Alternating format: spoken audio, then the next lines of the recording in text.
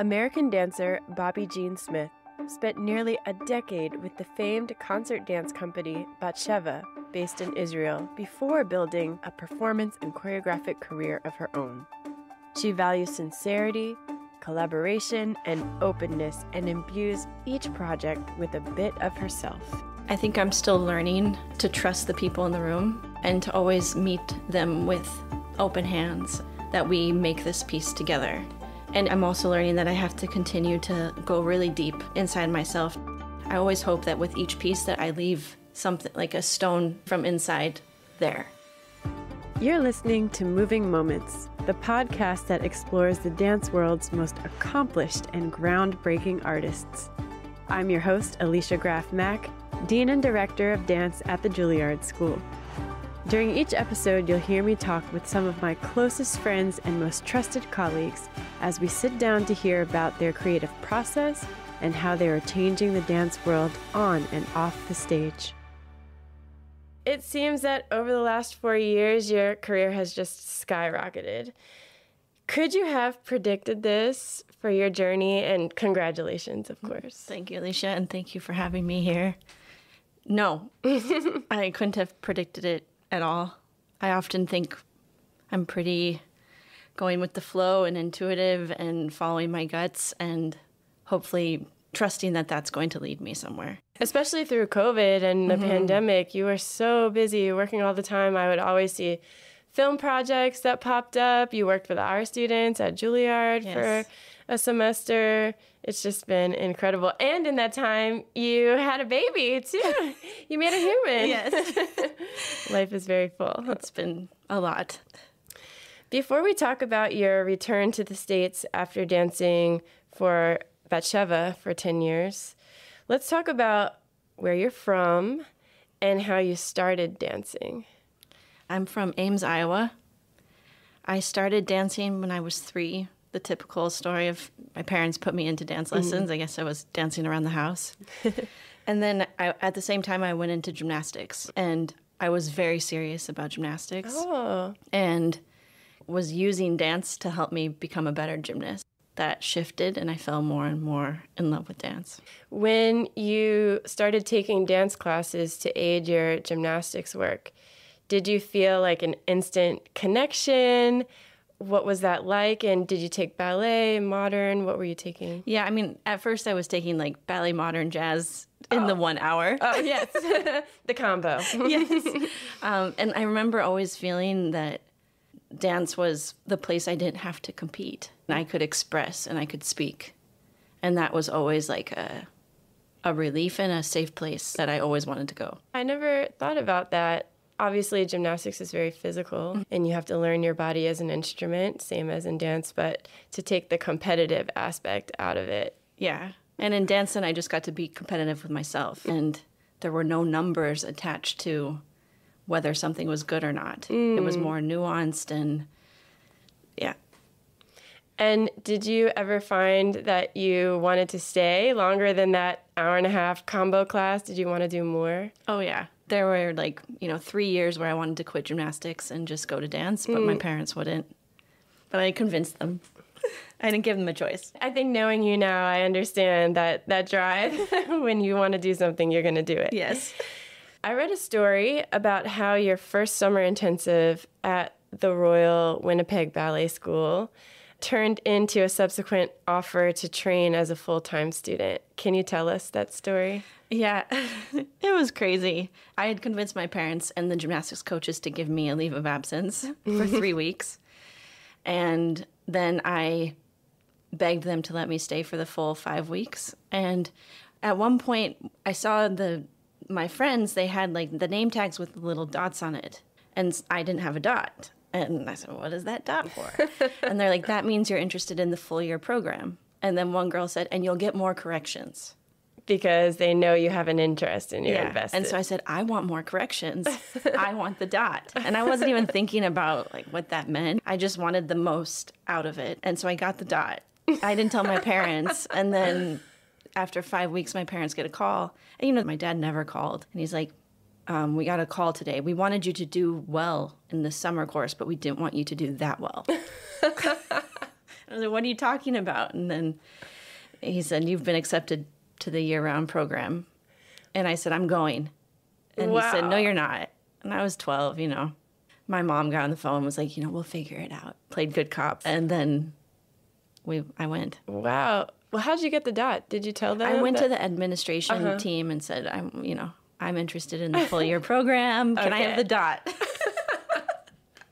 I love that. That school is so classically oriented. What did you enjoy about that process as a summer student and then into the year? Yeah, I loved the discipline. I loved how many classes we were taking, how full the schedule was, the activities at night, watching the company, all of that. I was just in love. And did you ever find freedom that I'm assuming you would find in gymnastics, that magic or that excitement in your body? Yeah, completely. I barely remember now, but as a kid, it was unbelievable. You know, it's like the adrenaline and the fearlessness. I look back on it, I'm like, how wasn't I scared? But I guess that's one thing amazing about gymnastics. When you start so little, you can't think about what could go wrong. Can you remember those times when you had big growth spurts in your artistry or your technical development? Well, I think one huge moment was when I got kicked out of Royal Winnipeg Ballet School. What happened? You know, I mean, I worked really hard there and everyone put in a lot of effort, but it was very clear that I didn't have the facility to be a ballerina. My turnout, the body type, at least in their opinion. So they said, you're a square peg trying to fit into a round hole. It's not going to work here. I was devastated, but I also was like, yeah, right. I'm going to keep dancing and I'm going to find a way. And it actually made it very clear that that's what I want to do, no matter what, and in whatever form of dance. And so I went and I auditioned for every high school program I could. And I did it all by myself. I made the videos, I did the applications. It was horrible. And on the video, I put everything I could. I was like doing a castanet dance. I was doing a jazz routine. Yes. I was doing a monologue. I was like, take me, take me. And luckily, I auditioned for North Carolina School of the Arts for ballet. And I guess because I had a modern solo on it, they sent it over to the modern department. And I received this handwritten letter from Brenda Daniels in the mail.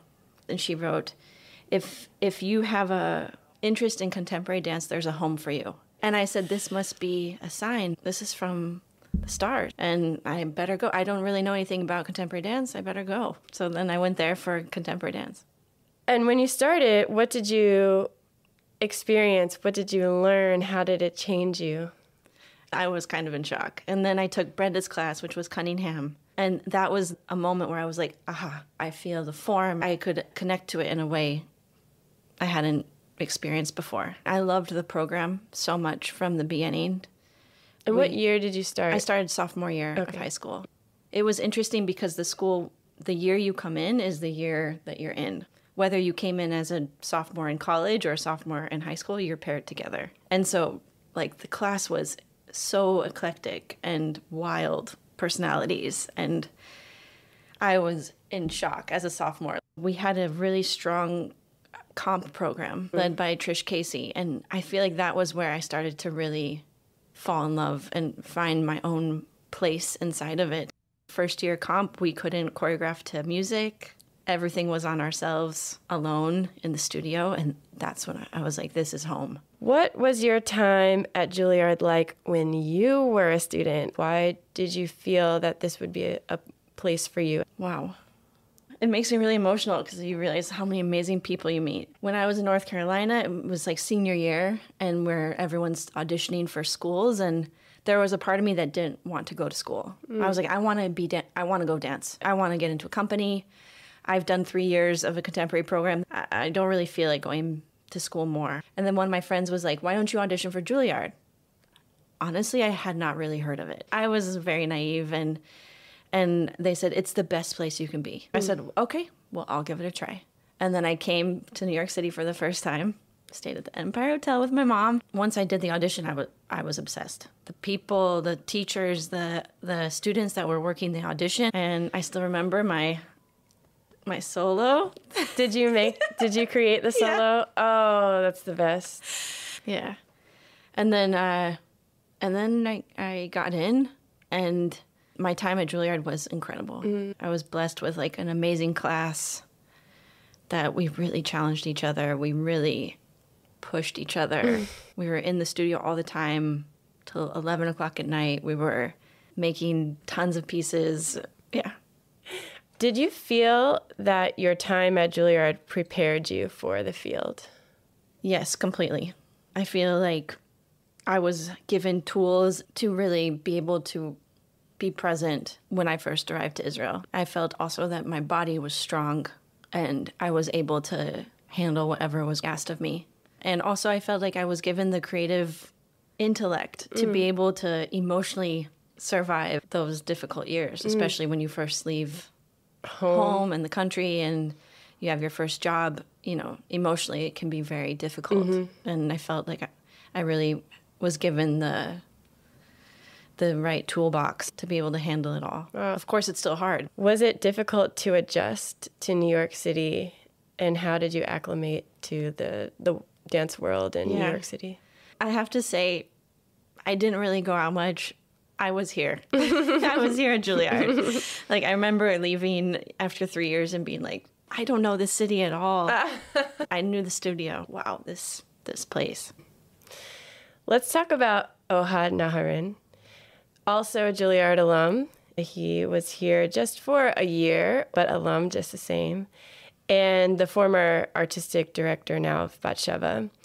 What did you know about the company when you were at Juilliard, and how did that connection to Ohad happen? So the company came to Lincoln Center my sophomore, or after my freshman year, I think. They did Anafaza, and I was blown away. I'd never seen, especially the women, I'd never seen women able to dance like that. They were wild, and they were strong, explosive, and also super delicate and sensitive, and I wanted to dance like that. It was a quality I did not recognize in myself, but it somehow felt like buried. And then I started to go to the Public Performing Arts Library and watch everything I could. And then Larry brought him to do Tabula Rasa third year. What did it feel like to do that work? I felt at home. I was obsessed. I mean, Alicia, I would go and play the music by myself and run it like 10 times in a row. I couldn't stop doing it. I was in heaven. Yeah. And did Ohad recognize that? Did he see that? Yeah, I think so. I remember the first time he walked into the studio, let's start from the beginning, So nervous. And then a few days later, I had asked him to talk.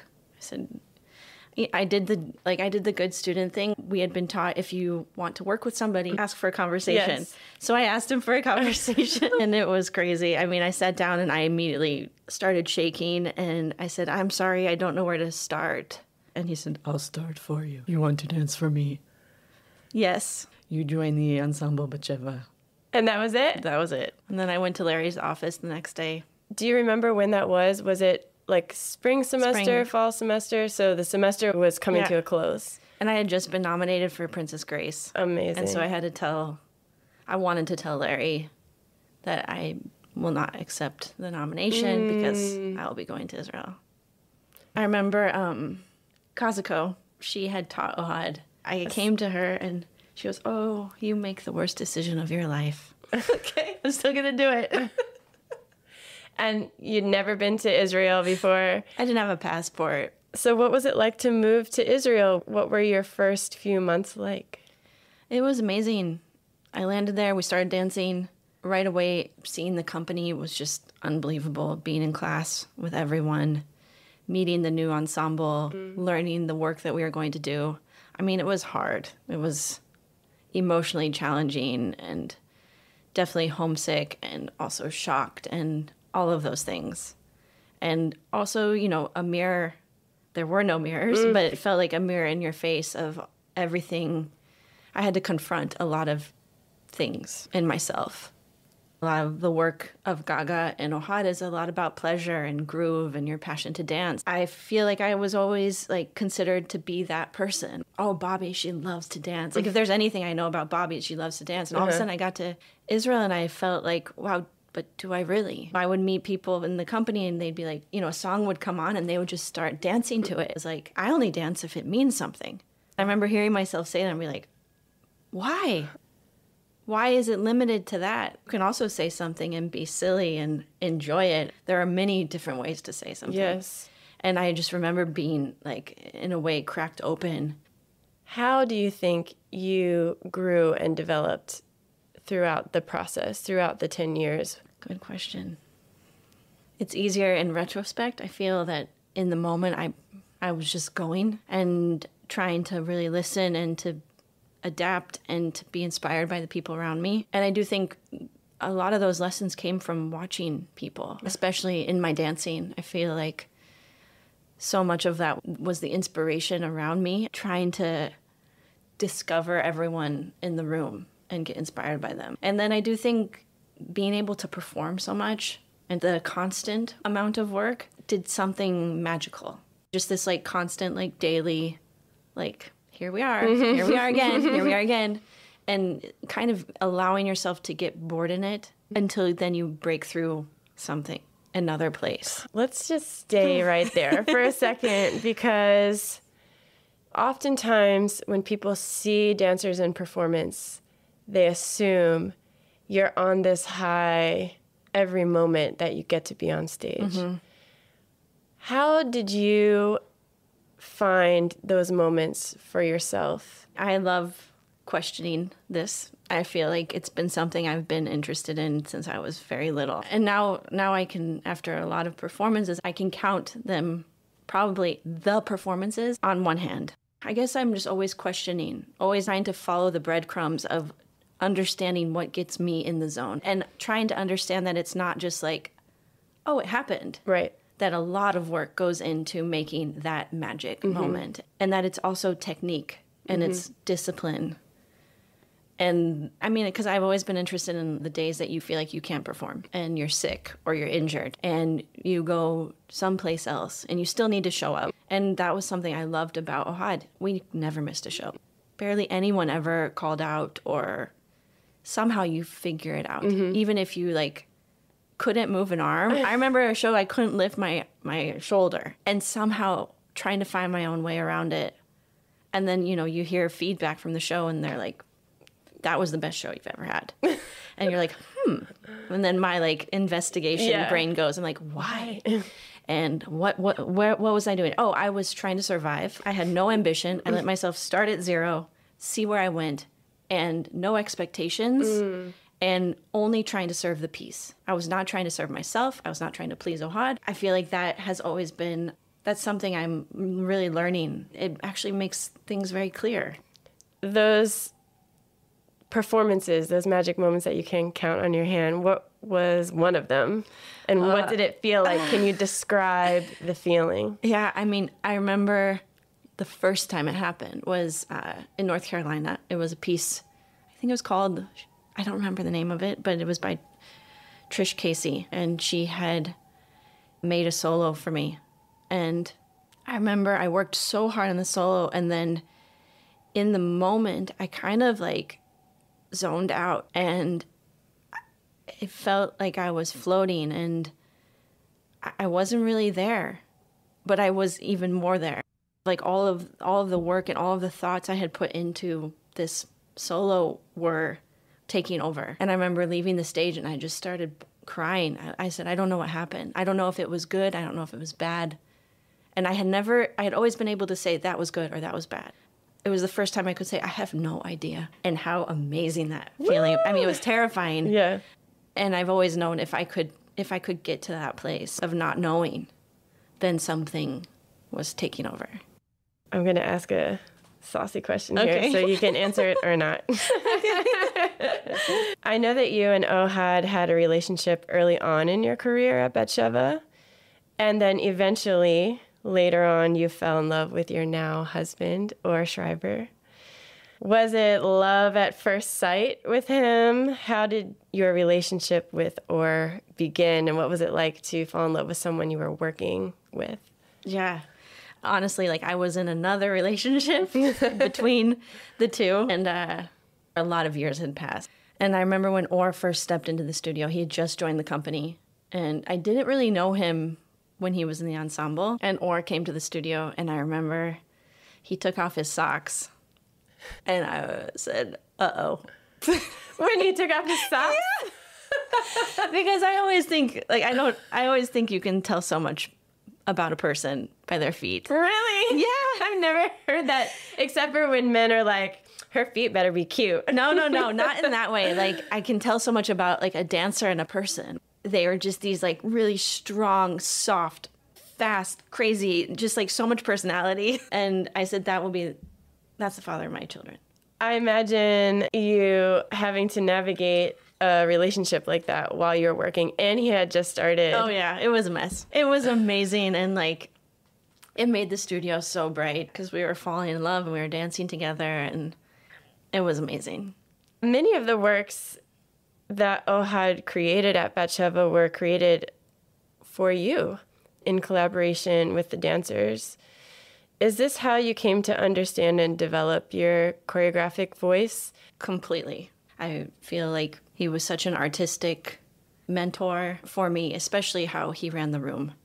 I feel like Ohad is an incredible director. Can you describe how he ran the room? I feel like there was always a strength, a trust, a clarity. I feel like he really would give us freedom and let us pour ourselves into the pieces. And also he would bring out amazing qualities from people. Watching him work with a dancer was incredible. And I think that the processes, we would create so much movement. And I feel like that sort of generosity I've really learned from. What ultimately compelled you to leave Batsheva, and how difficult was it to make that decision? Yeah. It was awful. I feel like it was a long process of trying to understand that it was time to go. And looking back, Ohad was also like so accommodating with my indecision. Can I have a meeting? Oh, you want to leave? Okay, you can leave. Let's talk tomorrow. All right, I'm staying. And I feel like, in a way, I feel like the world teaches us that an aha moment will happen. A moment will happen when you know you must go or make a big change in your life. And all of a sudden I realized this is a place I love. The aha moment will not come. And the minute I knew it wouldn't come, maybe that was the aha moment. Yeah. That was when I was like, okay, I can go now. And I knew that to start my own thing was going to take at least 10 years. And I was turning 30, and it felt like the right time. Let's talk about your decision to create a documentary, the award-winning Bobby Jean, chronicling 3 years of your transition back to the States. How did this project come about, and what was it like to live in front of a camera? Yes, very strange. I met Elvira through my dear friend Oscar, and Oscar and I met at Juilliard, and I was always asking him to be in every dance piece, and I would go see him acting, Oscar Isaac. I would see all of the plays he would do, and he'd come critique my dances, and we had an amazing friendship. And so one summer, during a Batsheva summer break, he's like, I'm dating this new woman, Elvira. And so we met, and at the time I was like, let's film something. He's like, she films stuff. Okay, let's film something. Like, that's right away. And I did a dance for them, and she filmed it, and she was like, I want to film you. I was completely naive. And she's like, where are you going to be next? I was going to be in Sweden. I'll meet you in Sweden. Okay, I'm going to be in Israel. Okay, I'm coming to Israel. And I was excited to just be friends. But Elvira has this magic. She's making her art, and it happened very organically. In the beginning, she had this like tiny camera, and we would just film stuff for fun. I had no idea. And then only towards the end did it feel more like, oh, she's making a film. And then until I finally saw the final cut, I kind of didn't believe it. It seemed that even from watching it, that you were living so boldly that the outside eye didn't matter or factor in. Completely. I think when you're going through such a big transition in your life, other things are just way more important than what it might look like on the outside. Some of your works, like A Study on Effort and the Hopeful Parents section from Lost Mountain, are so deeply personal.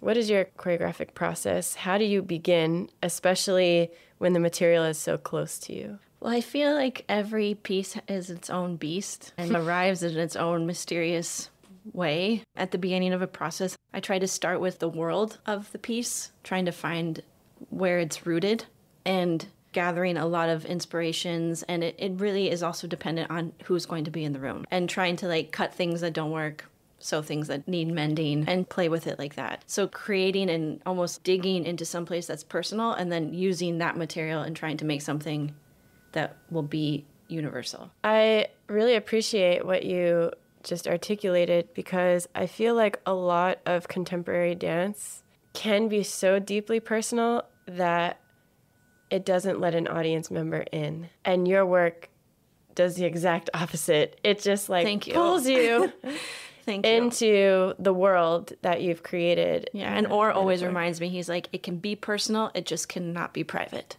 Yeah. Now you're being commissioned to choreograph for major companies all around the world. Is there a guiding formula so that you can move and be fluid between lots of different companies? I think I'm still learning. What I am learning is to trust the people in the room and to always meet them with open hands, that we make this piece together. And inside of that, I'm also learning that I have to continue to go really deep inside myself to feel that I always hope that with each piece that I leave something like a stone from inside there. How are you balancing your work life with being a mother, being a wife, and then being an artist and having to tour a lot? We're trying. I'm trying to find the balance. It's difficult, but it's also magical. And the more I try not to separate it all, the easier it is. That it's not like I have to put on different hats. We try to let Dea be in the studio as much as possible. I love when she's in rehearsal. Yeah, we're trying to find it. It's tiring, but it's worth it. Here's my last question, and it's something I've been dying to know. How did you come to wear dresses as your signature style? Where does that come from? Wow, I think I've always been, ever since high school, I was always wearing dresses, and even more in the studio. I loved to dance in dresses. It was more comfortable. I don't know, I could move my legs more. I could just, something about the fantasy of it. And recently I have been trying to wear more pants. Also, it came from, I always loved to rehearse in my costume. Like, I always thought it was weird that we put on a costume for the show. Like, in the process, why aren't we wearing the costumes in the process? Like, I know that's not really practical, but it's my own way of kind of feeling in the dance already. I was just always curious, and I said, I'm going to wait till the podcast to ask her that question. The most beautiful, fabulous dresses. Thank you, Alicia. You're always perfect.